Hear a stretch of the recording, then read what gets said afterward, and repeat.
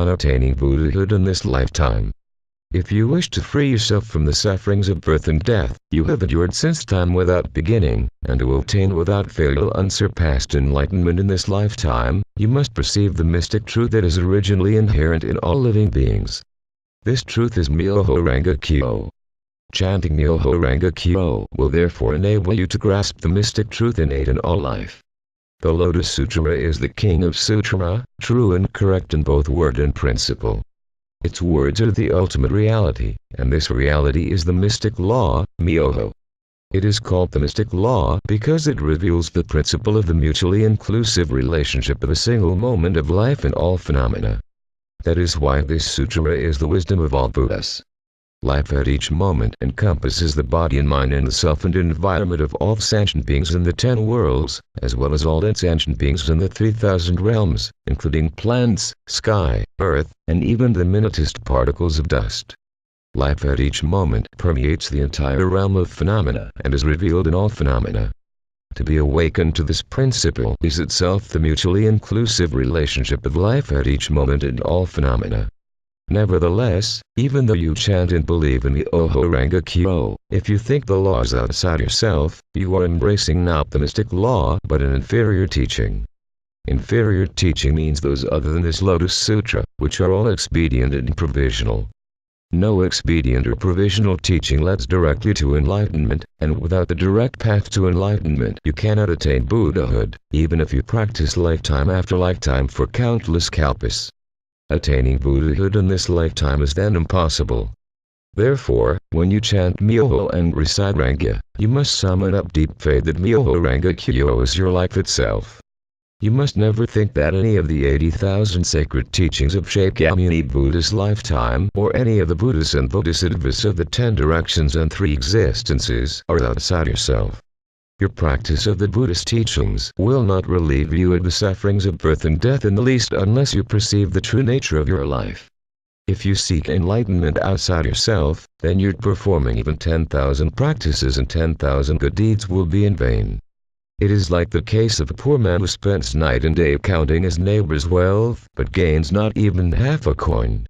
That is why the Teen Thai School's commentary states, unless one perceives the nature of one's life, one cannot eradicate one's grave offenses. This passage implies that, unless one perceives the nature of one's life, one's practice will become an endless, painful austerity. Therefore, such students of Buddhism are condemned as non-Buddhist.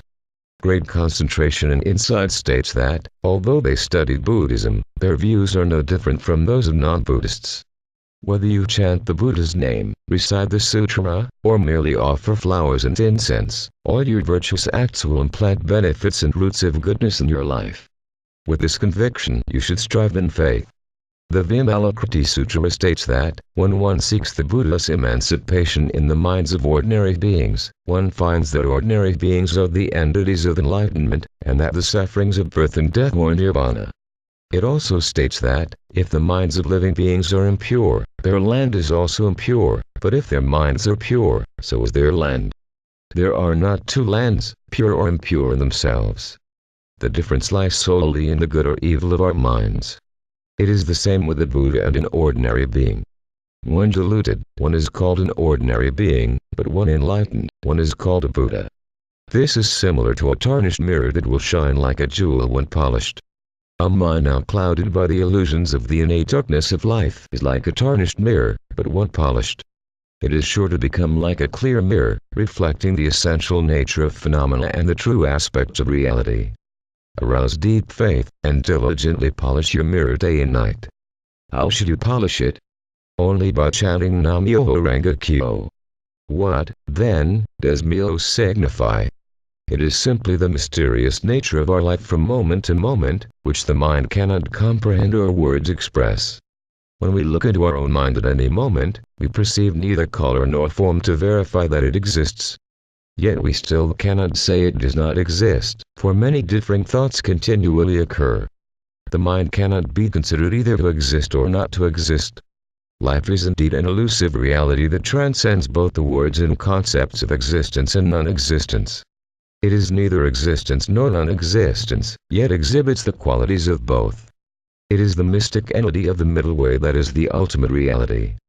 Myo is the name given to the mystic nature of life, and Ho, to its manifestations. Renge, which means lotus flower, is used to symbolize the wonder of this law. If we understand that our life at this moment is Myo, then we will also understand that our life at other moments is the mystic law. This realization is the mystic Kyo, or Sutra. The Lotus Sutra is the king of sutra, the direct path to enlightenment, for it explains that the entity of our life, which manifests either good or evil at each moment, is in fact the entity of the mystic law.